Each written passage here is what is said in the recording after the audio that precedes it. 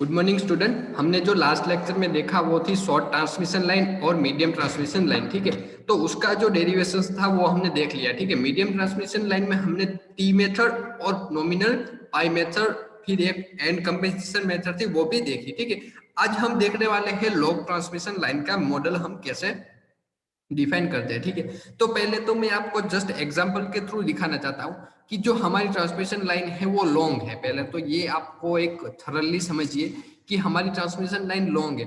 तो जितना भी हमारा, आप जस्ट एग्जांपल के साथ समझिए कि जितना भी हमारा जो भी स्ट्रक्चर है, अदरवाइज हम बोले कि जितना हमारा मैनेजमेंट है वो बड़ा होगा तो छोटे बहुत हमारे करप्ट होने की चांसेस बढ़ जाएंगे। ठीक है, जो मैनेजमेंट की बात करें तो ऐसा, तो यहाँ भी हमारी ट्रांसमिशन बहुत बड़ी है।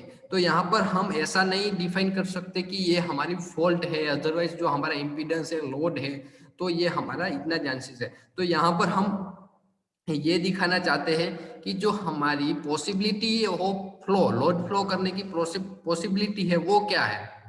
ठीक है, वो हम दिखाएंगे। इसलिए हम यहाँ पर ऑलरेडी जो रेजिस्टेंस लेते थे उसका हमने उसको रेसिप्रोकल सीमेंस लिया है। ठीक है, तो उसका जो रेजिस्टिव था उसका ओम का मो हो जाएगा। ठीक है, और यहाँ पर भी देखिए जी लिया, यहाँ पर बी लिया, ससेप्टेंस और एडमिटेंस लिया है। ठीक है, तो वो हम एंड ट्रांसमिशन लाइन तक लेते जाएंगे। ठीक है, आगे आप देखिए कि हमने कैसे किया। तो यहाँ पर देखिए कि डी एक्स लिया, मतलब एक्स हमारा डिस्टेंस, जैसे जैसे डिस्टेंस बढ़ता जाएगा हमारा वैसे वैसे हम आगे बढ़ते जाएंगे। ठीक है, तो यहाँ पर देखिए कि जेड हमारा क्या है कि series impedance of the line per unit length. तो पर यूनिट लेंथ में हमारा लाइन का इम्पीडेंस क्या है, shunt admittance line per unit voltage end of the receiving end. फिर हमारा वी डीवी बाय, तो क्या है कि जो हमारा वोल्टेज एंड है वह सेंडिंग एंड, तो क्या हमारा, तो एक तो ये हमारा सेंडिंग एंड, तो रिसीविंग एंड हमारा क्या होगा, तो इसमें जो ये आप देख रहे हो ये V प्लस डीवी, जितना वोल्टेज ड्रॉप हुआ वो प्लस VS।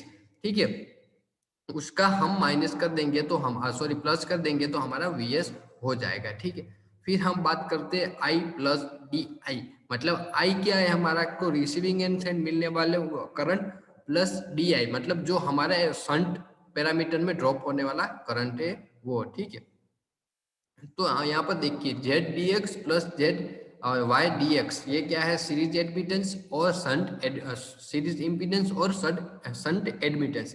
तो ये डी एक्स के फॉर्म में हमने क्यों डिनोट किया, क्योंकि वो डी एक्स मतलब एक्स डिस्टेंस पे है, हम उसको डिस्ट्रीब्यूटेड पैरामीटर के साथ नहीं दिखा सकते, हम उसको पॉइंट वाइज पैरामीटर के साथ दिखाते हैं, इसलिए दिखाया गया है। अब तो आगे हम देखते हैं उसका हम डेरिवेशन करते हैं तो हमें क्या मिलता है। तो डेरिवेशन हम क्यों करते हैं उसका, क्योंकि आप देखिए कि यहाँ से कोई भी एक हमने आइटम है, मतलब कोई भी चीज है वो फ्लो करवाई तो इधर तक। ठीक है, तो यहाँ से यहाँ तक का फ्लो अलग होगा, उसका जो टॉर्क जो फोर्स लगना है वो अलग होगा, और यहाँ से लेके यहाँ तक का भी अलग होगा। तो वो हम उसको डेरिवेशन की मदद से उसको फाइंड कर सकते हैं कि वो कितना डीके और कितना एक्सपोनेंशियल है। ठीक है, तो उसके हिसाब से हम यहाँ पर डेरिवेशन ले रहे हैं।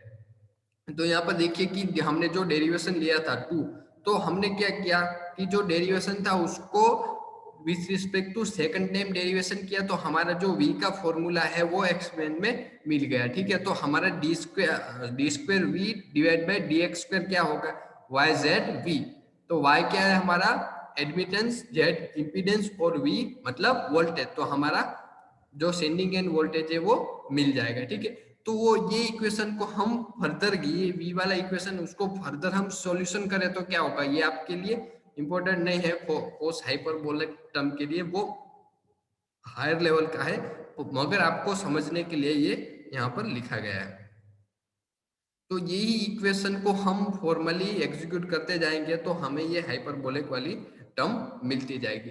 अब हम बात करते हैं कि उसमें हम रिग्रेशन मेथड कैसे यूज करते हैं। तो ये आपके सिलेबस में थोड़ा बहुत इसके बारे में जिक्र किया गया है, तो हम उसको देखते हैं कि रिग्रेशन मेथड क्या है, हम उसको किस तरह सिमुलेट कर सकते हैं। तो यहाँ पर देखिए कि रिग्रेशन मेथड में क्या है, तो यो भी हमारा x मतलब हम ऐसा कुछ डिनोट करते हैं कि हमारा डिस्टेंस है वो कहीं पर भी जीरो होता है।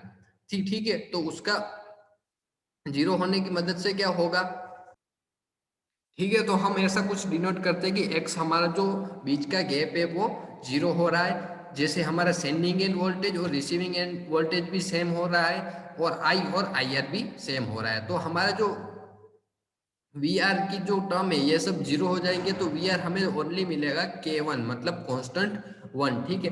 तो हम आई आर फाइंड करेंगे, ये हम बात करते हैं वो क्या होगा हमारा, ये हम उसके बारे में K2 की वैल्यू फाइंड करके ही बता सकते हैं कि हमारा क्या होगा। ठीक है।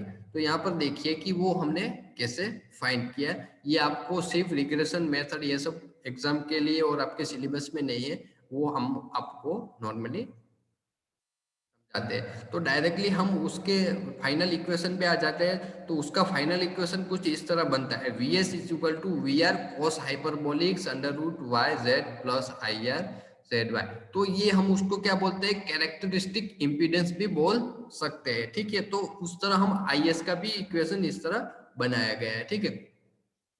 तो हम बात करते हैं कि जनरलाइज सर्किट कांस्टेंट कौन कौन से होते हैं। तो हम आपने बोला कि एबीसीडी का जो पैरामीटर्स है वो किस तरह, यहाँ पर आपने बोला होगा कि हम वीएसपी फाइंड करते थे, आईएसपी, तो उस सब में डिफरेंस क्या है, हम किस तरह उसको फाइंड करते थे वो हमें देखना है। ठीक है। तो ये हम देखिए कि वीएस फाइंड करने के लिए ये ऊपर एरो दिखाई दिया है, मतलब ये वेक्टर फॉर्मूला है, इसलिए उसको एरो की तरह दिखाई दे रहा है। ठीक है। तो ये फॉर्मूला आप ऑलरेडी पढ़ चुके हैं। अब हम बात करते हैं ये कांस्टेंट, जनरलाइज कांस्टेंट के बारे में बात करते हैं। ठीक है।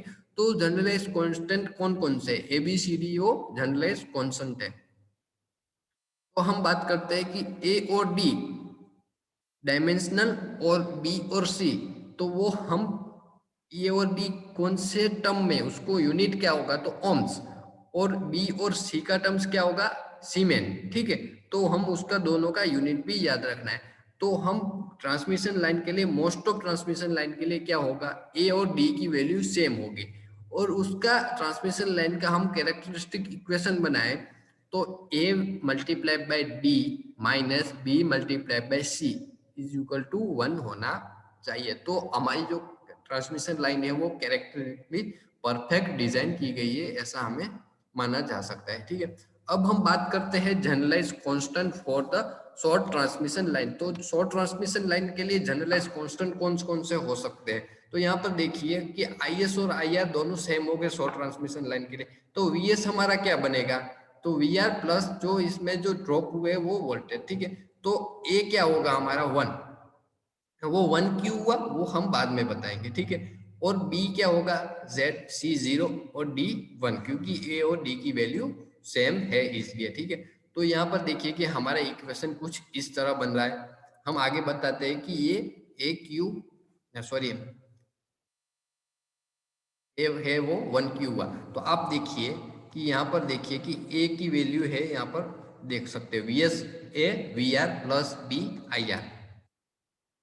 ठीक है। तो ए यहाँ पर 1 है वी एस, तो ए 1, यहाँ पर बी आई आर था, तो बी क्या है वैल्यू क्या हुई जेड, इसलिए जेड। ठीक है।